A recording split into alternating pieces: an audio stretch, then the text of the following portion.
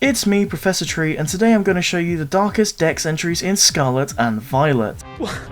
How was I supposed to know using sleep powder would do that? In our 10th place spot is Spoink. Its Violet entry is as follows. Using its tail like a spring, it keeps its heart beating by bouncing constantly. If it stops, it dies. This implies every time you as a trainer make somebody Spoink faint, you actually kill that trainer's Spoink. So if you're a parent in the Pokemon world, for the love of Arceus, do not, I repeat, do not get your child a Spoink. Otherwise you're gonna have to send him to a farm in Carlos a lot, and I mean a lot. Which, when you think about it, is beyond dark, and it's why it's earned its 10th place spot on my list. I mean, it's a literal ticking clock, and a terrible pet for younger trainers to have. So not only does this Pokemon itself seem like a flawed existence, bless its heart, but it also implies that there are just tons of bad parents in the Paldea region, as for some reason every trainer I've fought either has a Spoink or some other Pokemon. Falling into 9th place is Frostlass, and oh boy, its dex entry as well, you'll see. When it finds humans or Pokemon it likes, it freezes them and takes them to its chilly den where they become decorations. So I feel like it's not difficult to see why this Pokemon's entry made my list. The idea of like every NPC trainer we fought, like Bugcatcher Timmy, being Frostlass's new coffee table is just incredibly creepy and just adds to this Pokemon's dark backstory. So on that chilly note, pun intended, let's move on to number 8. Up in 8th is Sinistea. Now this one on the surface is less messed up at first glance, but here is its entry. The soul of someone who died alone possessed some leftover tea. This Pokemon appears in hotels and houses. So already people are drinking dead sad boy juice, and that's just not really the worst part about this one. According to its Violet entry, it drains the person's life force if they consume it from the inside out. Meaning on the outside, you could be a young 20-year-old or something, but on the inside you could be 75, 90 or so on, and just, that's really, really creepy. And not only that, but they seem to enjoy letting people drink them, like it's some sort of twisted game, which is what landed it on my list in the first place. Moving into 7 is Gothita, as this one is just incredibly eerie. This Pokemon is normally very innocent. When it's staring at something invisible, it is unblinking and utterly silent. So my first question is, what is it staring at? As on paper, this could be chalked up to the Pokemon being goofy and funny, but since it's the Pokemon universe, we know that's not the case. Which means, why, what is it staring at? And honestly, that's why it's landed itself on my list. Like, can it see the future? I don't like sand. It's coarse and rough and irritating, and it gets everywhere. Cruising down to 6th place is Palosand. This one is just messed up beyond belief. From hollows in its arms, it fires the bones of its victims, which are all dried up after being drained of their vitality. Both of this Pokemon's entries paint a dark and terrifying picture of FNAF level proportions. As the other entry describes how this Pokemon lures unsuspecting Pokemon near and then drags them into its body, draining their vitality and for all intents and purposes killing them. And on that grim note, I now know why Anakin hates sand so much, my god.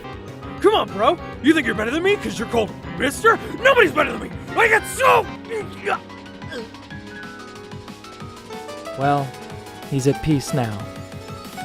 Hey, anyone got a trash bag? Bouncing into battle in 5th is Annihilate. This next one is just kind of sad, and here's why. When its anger rose beyond a critical point, this Pokemon gained power that is unfettered by the limits of its physical body. So, let's just put it this way, the Pokemon company seems like they've made a PSA about stress with this Pokemon. My guy got so angry, he just straight up died, and even then that's not the end for this Primate, as it's still alive and forced to fight even after death, which is why it's just so sad, as death is usually the end for most things, but for Annihilate, it's just the beginning. Like, you could make the argument that this is a Dragon Ball reference with the spiky hair and all and the immense power increase after death like Goku, but I don't know. On that note, anyway, moving on. Gliding towards 4th place is Brambleghast. This one gives me 80s horror monster vibes, and here's why. It will open up the branches of its head to envelop its prey. Once it absorbs all the life energy it needs, it expels the prey and discards it. So it's like a tumbleweed xenomorph flytrap, and the thought of that, I hate it so much. But to make it worse, according to its other entry, mass outbreaks of this Pokemon have been known to, and I quote,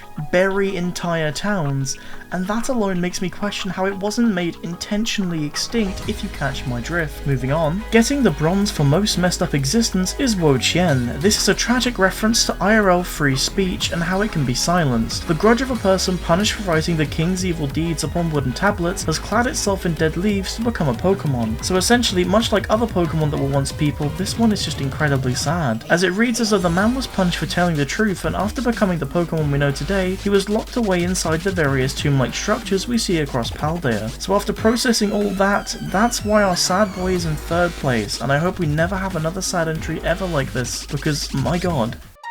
Whoa, I feel a sudden chill. It is the coldness of the grave that chills your spine. Oh god! This is great!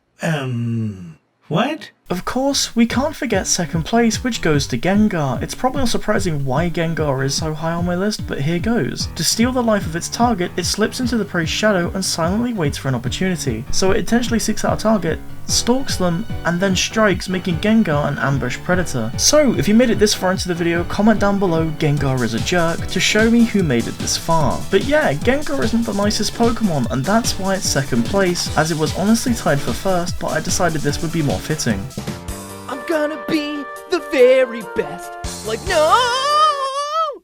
Why is it never me? Oh, why don't you want me, Magic Ghost Balloon? And finally, 1st place for the most evil is Drifloon. This boy is more of a criminal than a monster, and here's why. It is whispered that any child who mistakes Drifloon for a balloon and holds onto it could wind up missing. I genuinely imagine parents in the Pokemon world using this one as a threat if their kid doesn't eat his vegetables. Like, Timmy, eat your damn broccoli or the ghost balloon will get you. And I love the thought of that, but it does make you wonder how many kids keep getting like abducted by Drifloon in the Paldea region for them to make this a Pokedex entry. And that's why it's understandably 1st place on my list, and also why I will always carry a dart gun when exploring the Paldea region. And that's all from me today, guys. Don't forget to click the like and subscribe button or Drifloon will get ya.